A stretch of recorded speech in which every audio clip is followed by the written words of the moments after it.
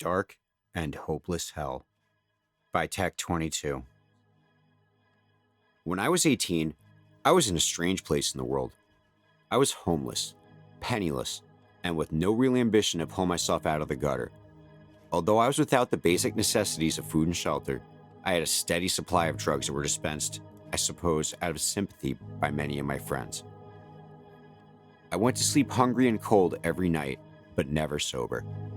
One evening before I left a party to hit the streets to find a broom closet or stairwell to lay my head, a guy I barely knew gave me a large freezer bag full of brown, spiky pods.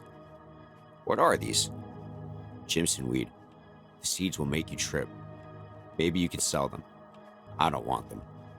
He told me to split the pod open and eat half of the seeds if I really wanted to trip hard. To me, that meant eat the whole pod, since I always found the recommended dosages to be unsatisfying. I chose not to dose that night, since I was already tired and afraid I might fall asleep before the trip kicked in. I slept in a building gutted by a fire a few years before, and the freezing November air woke me just before dawn. I got up and walked into town to raise my body temperature and avoid hypothermia. This was my daily morning ritual.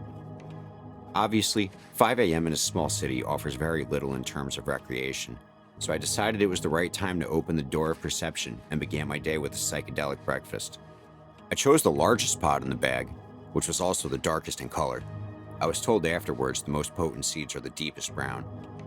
The seeds were terribly bitter, and many of the shells got stuck in my teeth. I managed to finish the entire pod with a little help from a public water fountain. I watched a beautiful sunrise from the roof of an apartment building, constantly waiting for the effects of the Jimson weed to take effect. I can't say how long I sat until the seeds started working, but the first notable signs came in the form of extreme thirst and general physical discomfort. Finding the feelings of seeming dehydration too strong to ignore, I went to a nearby McDonald's for free ice water.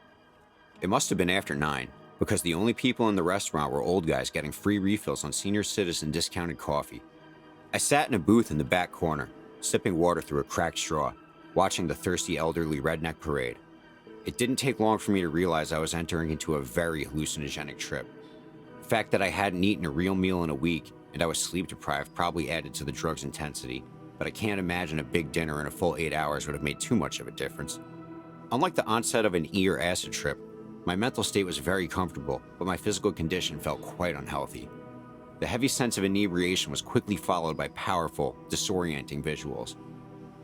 Though they weren't disturbing, they seemed as clear as sunlight. Black cats milled about the floor in front of me, so numerous I couldn't even see the tile. They appeared wet and angry. There was deep crimson blood dripping from the ceiling. Everything was technicolor. The sense of detachment was strong, but it didn't feel strange.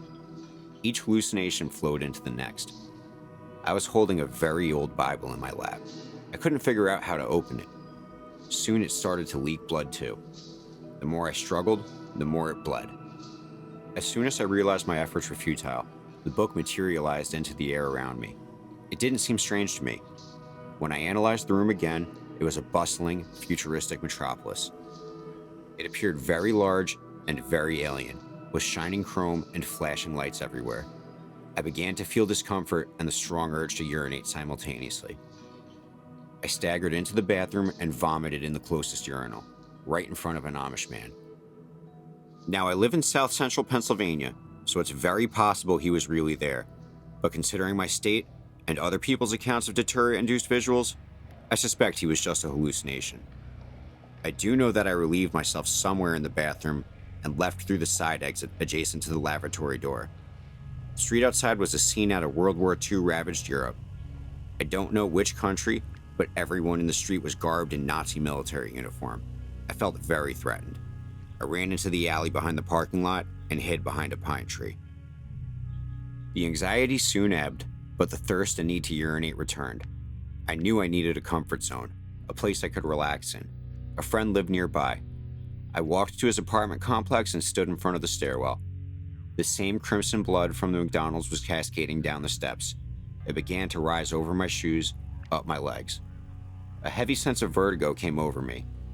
There's a memory gap between the stairs and my friend's apartment, but I ended up on his couch watching dolphins dive through the wall in a seamless loop.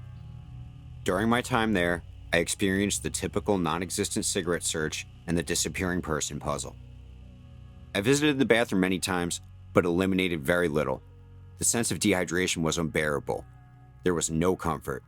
I didn't recognize the people in the room. I asked the person closest to me where Bill was. "Bill's not here," was the return. I closed my eyes to escape the growing sense of panic. But when my eyelids shut, all I saw was a new room with new people. Where was I? I tried to reopen my eyes, but it only revealed another room with yet more strangers. This went on and on. I don't know if my eyes were open or shut. I didn't know where I was, what time it was, or what was happening. My panic turned into sensory collapse. Everything bled together, and I felt a deep spiraling sensation engulf me. I lost all visual capabilities, but I still had a very real sense of touch. I was trapped in a small metallic box. It made perfect sense to me. I was dead. This was hell. There were no demons, no hellfire or brimstone, just a deep, complete feeling of darkness and hopelessness. This was the never-ending void. Not at all how I had imagined it, but worse than I thought it could have been. I've had feelings of infinite emotion on acid trips and sensations of universal truth in K-holes, but this was the most profound reality I had ever experienced. My whole existence was put into perspective, and I was being punished for wasting the gift of life. I blacked out at some point in the box and woke up in my friend's apartment the next day. He said I was out of it for about 8 hours. The physical effects wore off about a day later, but the psychological impression has yet to fade. Datura is boundless.